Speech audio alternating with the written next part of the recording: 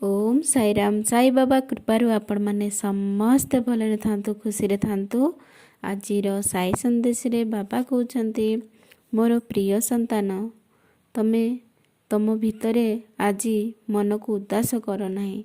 तमे मते आखि बंद करी तुम भितरे देखिबाकू चेष्टा कर। तमे मते निश्चय देखि पारिबो।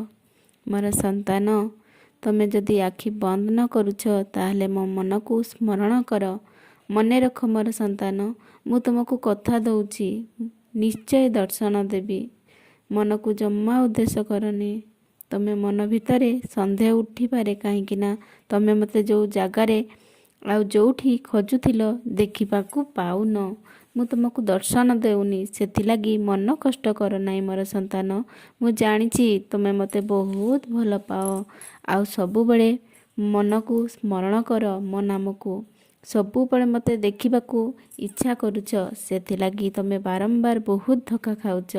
बहुत लोकंक पाखरु आउ तमे जोठी बसुछ मो विषय रे आलोचना करूछ आ से मानकु मो कथा कहूछ बाबा एमिति करुथिले, बाबा बहुत लोकंकु सहायता करुथिले, तमे बाबांको ऊपर भरोसा रख सब ठीक होई जिवो।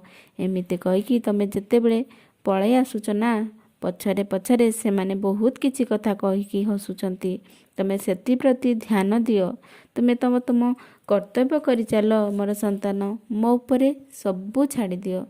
तमे बारंबार जो मानक देह खराब होची तांको कहूछ बाबा बाबा करी देबे सबू ठीक कर देबे।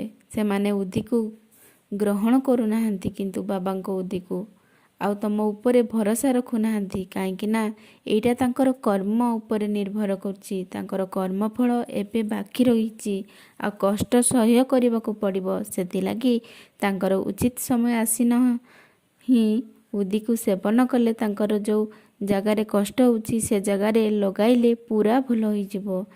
किंतु तांकर विश्वास एपर्यंत होउनी कि आसुनी। से तुमको भरोसा करू नाहंती सेथिलागी तांकु एसबु विषय रे कहिबा किछि दरकार नाही। से बहुत समय लागिबो ताकु से रास्ता को आसीबा पाए। मु ताकु निश्चय दर्शन देबी किंतु एबे समय आसीनी।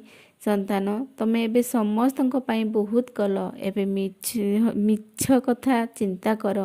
सबु बळे निजर टिके भी भाबुन निज कथा सबुबळे समस्तଙ୍କ कथा चिंता करूछ। एबे तमे निजको टिके भल पाओ, निजको समय दियो आ निजे निजर जत्न निह आ बहुत खुशी रे रुह।